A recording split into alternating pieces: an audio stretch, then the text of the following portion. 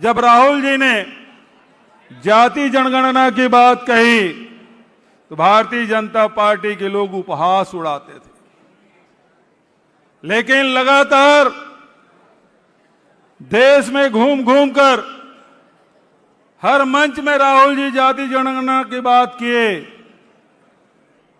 लोगों के दिलों में ये बात घर करने लगी कि जाति जनगणना से हमको फायदा क्या होगा। लोगों के मन में चर्चाएं होने लगी, समूहों में चर्चा होने लगी, इसके क्या फायदे हैं, क्या नुकसान है। लोगों को लगा कि ये तो हमारे लिए है, क्योंकि जाति जनगणना में केवल आपकी जाति पूछी नहीं जाएगी। राहुल जी ने कहा कि सामाजिक, आर्थिक, शैक्षणिक, राजनीति में भागीदारी, इस सब की जानकारी ली जाएगी।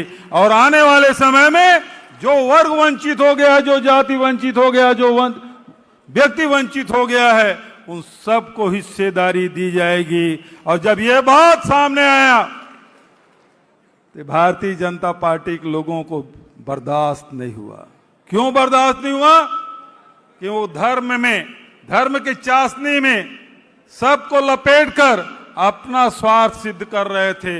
ये लोग जिस प्रकार से अंग्रेजों ने हिंदुस्तानियों को शोषण किया, जिस प्रकार से आर्थिक रूप से कमजोर किया, जिस प्रकार से शैक्षणिक रूप से कमजोर किया, वही काम आज नरेंद्र मोदी की सरकार कर रही है, भारतीय जनता पार्टी और आरएसएस कर रही है।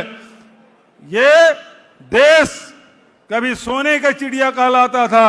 क्यों? क्योंकि उत्पादक वर्ग का सम्मान होता था। ये जो पिछड़े वर्ग के लोग हैं, यही उत्पादक वर्ग है और यही ताकत भारत की थी, जिसको अंग्रेजों ने खोखला किया। आज नरेंद्र मोदी पूरे हिंदुस्तान को व्यापार बाजार बना दिया है। पूरी दुनिया के लोग यदि बात करते हैं, चाहे चीन बात करे, चाहे अमेरिका बात करे, यदि हमको डराने की बात करते हैं तो केवल व्यापार की बात करते हैं। ये देश उत्पादक देश नहीं रहा, ये केवल बाजार रह गया है। और केवल बाजार ही नहीं, बल्कि आरएसएस और बीजेपी ने इसे नफरत का बाजार बना दिया है। और नफरत के बाजार में एक आदमी पूरी ताकत के साथ यदि आवाज दे रहा है कि नफरत के बाजार में हम मोहब्बत की दुकान खोलेंगे, तो राहुल गांधी है।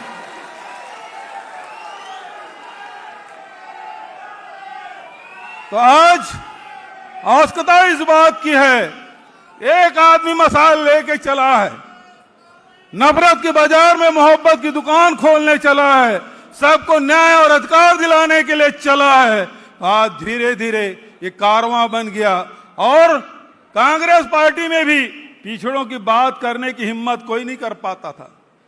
कुछ दुस्साहसी लोग थे, बीके हरिप्रसाद जैसे लोग, सप्पल जैसे लोग, जो पिछड़े वर्ग की बात करते थे, दबे जुबान में बात करते थे, बंद कमरे में बात करते थे।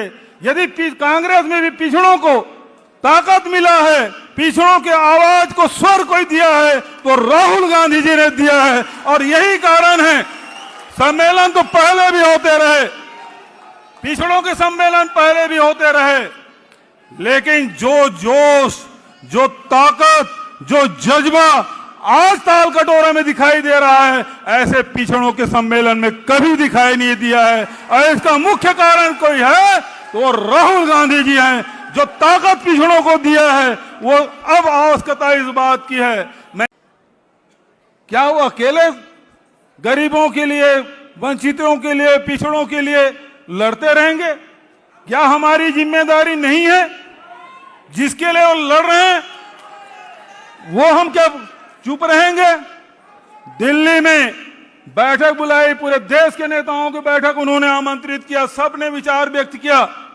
और दूसरी बैठक आदरणीय सीतारमैया जी ने होस्ट किया, हम सबको आमंत्रित किया, एजेंडा बना और वहीं तय हुआ कि 25 तारीख को ताल कटोरा में सम्मेलन होगा। तो आज जो ताकत राहुल जी ने दिया है, हम पिछड़े वर्ग के लोग नासुकरे नहीं हैं।